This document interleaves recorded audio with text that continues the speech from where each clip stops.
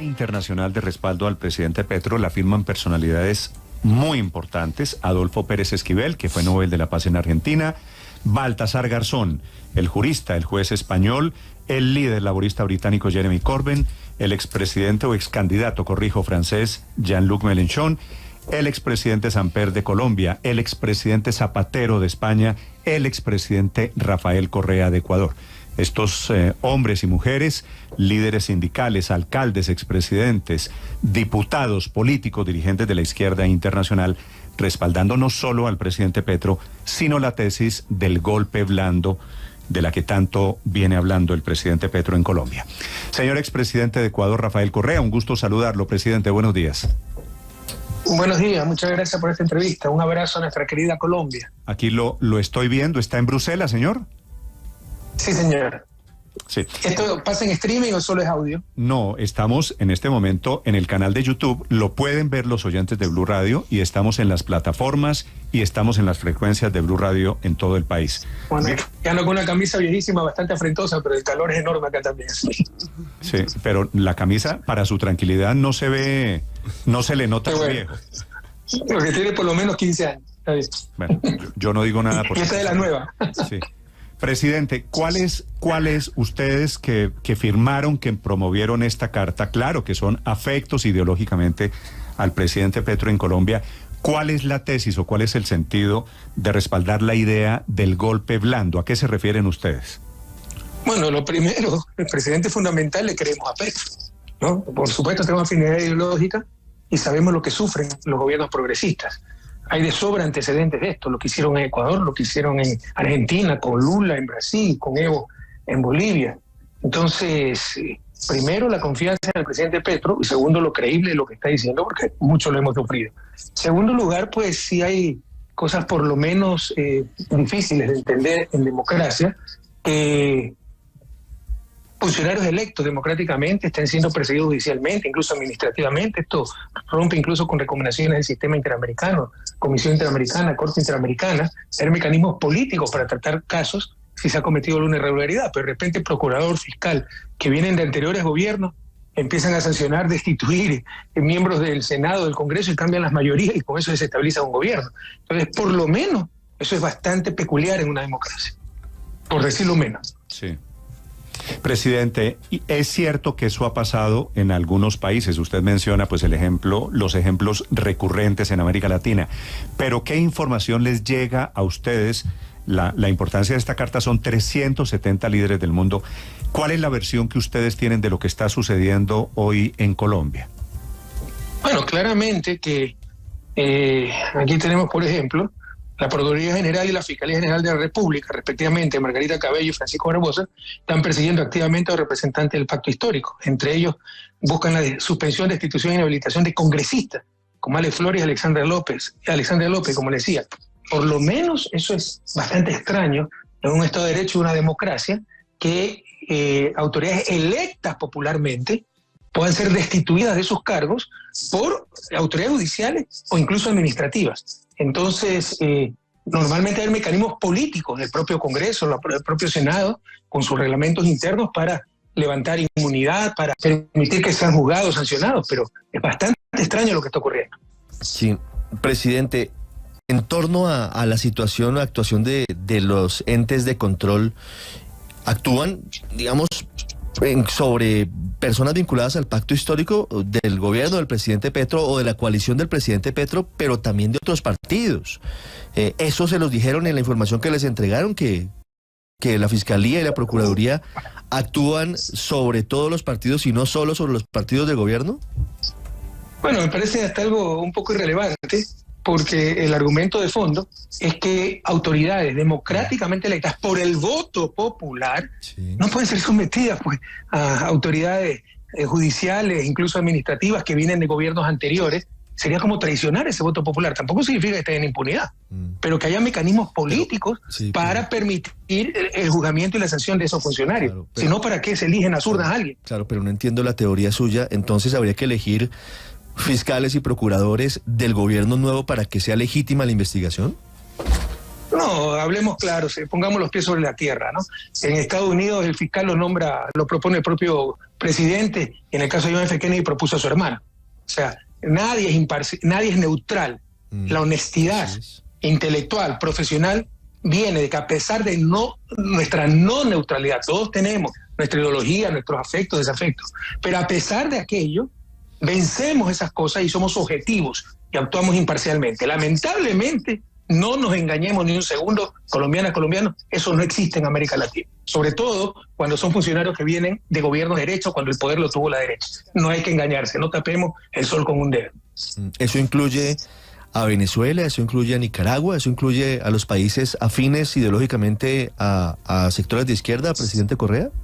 Yo creo que en Latinoamérica no entendemos muy bien lo que es la honestidad intelectual y profesional, y eso es para todos, pero yo creo que esto es mucho más grave en gobierno de derecha, y lo dije, ¿no? Vea lo que pasó en Ecuador. Dieron un golpe de Estado en el 2018, pusieron las peores autoridades con tal de que odien a Correa y descaradamente han perseguido de la instancia del Estado. Entonces, creo que esto es mucho peor. La derecha no tiene lealtad democrática, rompe cuando le da la gana el Estado de Derecho, y lo que sí, nos enseña cómo usar el poder, claro, sin límite ni escrúpulos, en lo cual no vamos a caer nosotros. En gracia de discusión, presidente, si eso fuera cierto, lo que hacen los gobiernos de izquierda, que es asumir y controlar, cooptar el poder judicial, como pasa en Venezuela y como pasa en Nicaragua, ¿qué opinión le merece? Yo creo que usted está mal informado. Lo que cooptaron el poder judicial, como en Argentina, el propio Brasil, hoy ya se olvidó del juez Moro, en Ecuador, que destituyeron 70% de la Corte Nacional, dejaron el 30% los jueces juraron odiar a Correa y perseguir, ¿no? Hay 4 informes, Colombia, escúcheme, Blue Radio, escúcheme, 4 informes puede verificar de relator de Naciones Unidas de Independencia Judicial denunciando la inconstitucional sustitución del 70% de la Corte, y 2 de ellos directamente del caso con el que nos persiguieron, denunciando la total ausencia de independencia judicial. Pues creo que los problemas están ahí. Ahora, si hay problemas en Venezuela, Nicaragua, habrá que corregirlo. Pero ya superemos esa forma de razonar, ¿no? Como ellos son peores, entonces está bien lo que está pasando en Colombia y Ecuador. No hagamos esa cosa. Yo lo traigo a la mesa porque usted es el que lo trae, presidente Correa. Quiero preguntarle hacia... Porque usted me pregunta. No, es su tesis, y por eso le pregunto sobre su tesis. Pero es mi respuesta a su pregunta. Sí, por eso, presidente Correa, avancemos porque no nos vamos a poner de acuerdo. ¿Cuál es el siguiente paso de esta organización de dirigentes políticos de izquierda en torno a esta petición que hace el presidente Petro, que entre otras cosas es integrante de esa agrupación, para que ustedes salgan a responder públicamente? No nos engañemos, el problema es mucho más de fondo, ¿no? Como no nos pueden vencer en las urnas, aplican el lawfare, una estrategia regional, ya no son los golpes militares de los 70, es muy descarada la bota militar, al menos en Sudamérica, porque en el 2009 sí utilizaron la bota militar en Centroamérica, en Honduras, pero en Sudamérica ya es inaceptable. Utilizan golpes blandos, métodos más sutiles, por ejemplo, la judicialización de la política, el llamado lawfare. Destrozan derechos humanos, derechos constitucionales, el Estado de Derecho. Y para eso, ya, lamentablemente necesitamos un mucho más eficiente y objetivo sistema interamericano, que hoy también está tomado por los poderes de turno, ¿no? Vea lo que es la OEA, la Corte tiene un poco más de independencia, pero también hay muchísimas presiones sobre la Corte. Esa es una de las cosas que debe discutir América Latina, es decir, que el control democrático, cosa que va más allá de ideología, la democracia, el Estado de Derecho, los derechos humanos, ya esté en un órgano supranacional, regional, un verdadero sistema latinoamericano, pero eficaz, no que dure 20 años sacar una sentencia en la Corte Nacional, Corte Interamericana, y justo, no que esté a los vaivenes de los poderes de turno, para controlar esos excesos que indudablemente se dan en nuestra región. Mire lo que ha pasado con Cristina, con Evo, con Lula, con quien le habla. Por el amor de Dios, o sea, es innegable lo que está sucediendo en América Latina. Sí. Presidente, usted desde su lectura lejana, porque usted vive en Europa, bueno, o cercana, porque por supuesto tiene contacto con su país, con Ecuador, ¿cómo lee usted lo que está pasando con una figura como Nayib Bukele, que se ha convertido en modelo de la otra cara de esta moneda? Bukele es la respuesta llena de autoritarismos y llena de excesos también, pero no es el contrapeso, el péndulo político después de que América Latina fue conquistada por la izquierda. Para empezar, mire, creo que el 80% de las entrevistas que tengo, sobre todo con medios latinoamericanos, preguntan ineludiblemente sobre Bukele. Sí. Entonces yo pregunto a su vez, ¿cuándo alguien mencionó a un presidente de El Salvador? Algo está pasando en El Salvador, algo interesante. Algo está haciendo Bukele, tal vez de bueno. Yo en principio quiero otorgar eso siempre a las personas que actúan de buena fe, con recta intención. No me cae mal el presidente Bukele. Creo que a grandes males, grandes soluciones. El problema de la inseguridad de El Salvador era insoportable, pero creo que hay límites éticos universales. Y esos límites se llaman mínimos éticos universales, los derechos humanos. Y claramente en El Salvador se están rompiendo derechos humanos, no hay debido proceso. En estos momentos es el país tal vez con más presos por habitante del mundo. Tiene más presos que Ecuador, que tiene el triple de población. Entonces no creo que al menos hay excesos. Ojalá se pudieran controlar esos excesos. Y temo, y esto lo digo con solidaridad del presidente Bukele, que hasta lo están utilizando. ¿Por qué? Porque ahorita hay un gran mal, la inseguridad. Él se la ha jugado, ha roto constitución, derechos humanos, militarizó hasta la asamblea, acuérdense, entró con militares y todo eso. Sí. Se ha peleado con Estados Unidos, se ha peleado con la prensa, y mientras sea útil lo van a seguir apoyando. Luego lo votarán. Mire lo que le pasó a Fujimori. A mí me recuerda mucho Bukele a Fujimori. Cuando llega en los 90, inicio de los 90, 92 me parece, Perú estaba en manos del Sendero Luminoso, terrorismo por todos lados, una crisis económica gravísima originada en el gobierno de Alan García, hiperinflación. Fujimori controló la economía, lo cual no ha hecho Bukele. No hay cambios económicos en el caso salvadoreño. Salvador es un país que lo mantienen los migrantes, dicho sea de paso, pero acabó sobre todo con el terrorismo. Venció a Sendero Luminoso y recuperó la paz, o cierta paz, para Perú, pero rompió derechos humanos, rompió constitución, y cuando ya cumplió su tarea, la propia derecha lo traiciona. Pero miren, Fujimori incluso estaba en mejor posición, porque no se había peleado ni con los gringos ni con la prensa. Bukele se ha peleado con los dos. En otras palabras, ojalá me equivoque, ojalá, porque le insisto, me cae bien Bukele, creo que actúa correcta intención, ojalá me equivoque, pero Bukele puede ser el futuro Fujimori de Centroamérica. ¿Y por qué supone usted que surgen figuras esta como de Bukele, que es la más reciente?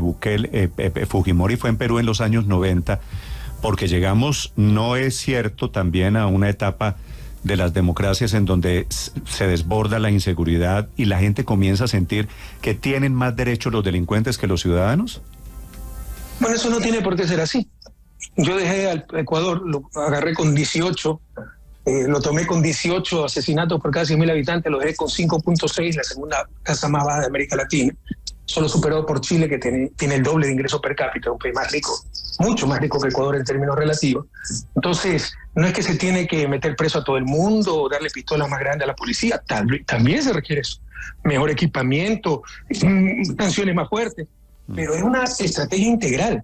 Para empezar, desarrollo humano, disminuir pobreza, disminuir desigualdad, acceso a servicios, educación, salud, acceso a la propiedad. Cuando la gente tiene algo que perder, ya cuida sus cosas y no se dedica a la violencia. Segundo, institucionalidad, ¿no? Ministerio de Seguridad, tecnología, el Servicio Integrado de Seguridad 911, que es el más completo de toda América Latina. Un nuevo sistema de gestión para la policía, una policía comunitaria metida en los barrios, trabajando con la familia, que son las que saben quién es el extraño, quién golpea a la mujer, quién vende droga, etcétera. Le llamamos la policía comunitaria y dividíamos a la policía, sistema policial en zonas, distritos, circuito y subcircuito. Y el subcircuito tenía un teniente y para ascender a capitán tenía que dar resultados, y así sucesivamente. Entonces es un plan integral. Lamentablemente la derecha es especialista en esto. Normalmente crea los problemas. Por ejemplo, el problema gravísimo de violencia que tenemos en Ecuador lo creó este gobierno. Ahora estamos entre los países más violentos de América Latina y de seguir la tendencia vamos a estar entre los 15 más violentos del mundo, cuando yo les dejé como el segundo más seguro de América Latina. Entonces, infunden miedo y frente al miedo venden soluciones mágicas y soluciones que vienen de ellos. No meter preso a todo el mundo, porte de armas, sálvese quien pueda, etcétera. No nos dejemos confundir por el miedo. Hay otra forma de salir adelante, como lo demostró Ecuador del 2007 al 2017. Y la democracia puede funcionar porque todo eso lo hicimos en democracia.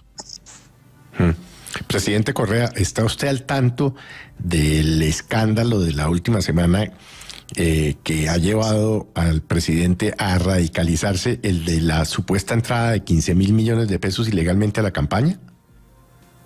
¿Cómo no estar al tanto? Pero o sea, la supuesta prueba es unas grabaciones de un señor que ya dijo que estaba con trago. Entonces creo que esas cosas tienen que probarse. Usted no Imagínese si eso fuera prueba suficiente.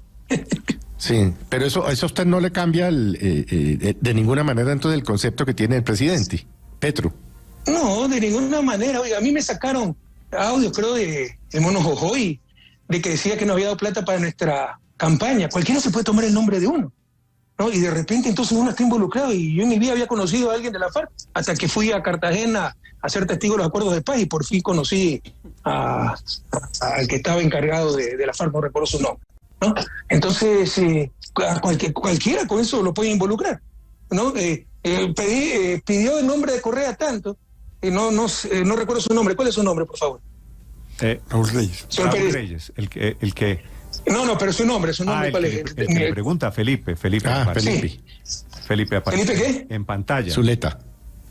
Felipe Zuleta. Entonces yo vengo en nombre de Felipe Zuleta para que me dé 15.000 millones de pesos para campaña, y ya lo involucro usted. Hay que ser muy cuidadoso en estas cosas. Hemos sido víctimas de estas cosas nosotros también. Presidente, ya que mencionó usted hace un momento el tema de Ecuador, quisiera preguntarle, en Ecuador están en el tema de muerte cruzada, que usted conoce mejor que yo. El presidente llamó a elecciones, y tengo entendido que usted no va a ser candidato presidencial, no tiene intenciones de regresar a la política de Ecuador. ¿Qué le espera a su país? ¿Cuál va a ser su candidato en este semestre? Más allá de intenciones, que me han puesto 100.000 candados, porque se muere de miedo que regrese al país, que sea candidato, porque saben que le ganan una sola vuelta. Entonces, a mí me han puesto 51 indagaciones penales, me han condenado por influjo psíquico días antes de que me inscribiera como candidato del 2021, con lo cual hicieron presidente a Lazo, me quitaron los derechos políticos durante 8 años, ya no saben qué más hacer, pero pronto se les derrumbará todo aquello. Segunda reflexión antes de contestarle su pregunta, lo de la muerte cruzada es una gran idea, y se está demostrando que fue una gran idea. Es una figura parlamentaria dentro de un sistema presidencialista. Yo creo en los sistemas presidencialistas, más aún para América Latina, donde tenemos que enfrentar tantos poderes fácticos que no han tenido 200 años en su desarrollo. Se necesita un presidencialismo fuerte, pero flexible, porque también puede haber fraude democrático. Imagínese un farsante con poder como presidente que hay que aguantar los 4 años, y algunos creen que democracia es aguantar 4 o 5 años el periodo de gobierno frente a cada fraude democrático. No, democracia es que se ordenen las urnas por un proyecto político y hay que implementarlo cuando se llega al gobierno, si no, esa persona tiene que ser sancionada. Para disipar esas presiones que salen cuando existen fraudes democráticos como Lazo, que fue un gran mentiroso, se puso la figura en la Constitución del 2008 de elecciones anticipadas, y gracias a eso se han disipado. No hay violencia en Ecuador en estos momentos, al menos política, ¿no? Porque la cuestión estaba muy tensa. Y sobre el último, sobre quiénes serán nuestros candidatos, el 10 de junio tendremos las primarias y ustedes y el mundo entero conocerán quiénes son los candidatos de la Revolución Ciudadana. 10 de junio es este fin de semana, ¿verdad? Es sábado. Sí, pasado mañana, hoy es jueves. Pues, presidente Correa, ha sido un gusto saludarlo. Gracias por aceptar esta invitación para hablar con los oyentes de Colombia. El gusto ha sido mío. Un inmenso abrazo a ustedes y a Colombia. Blue, la alternativa.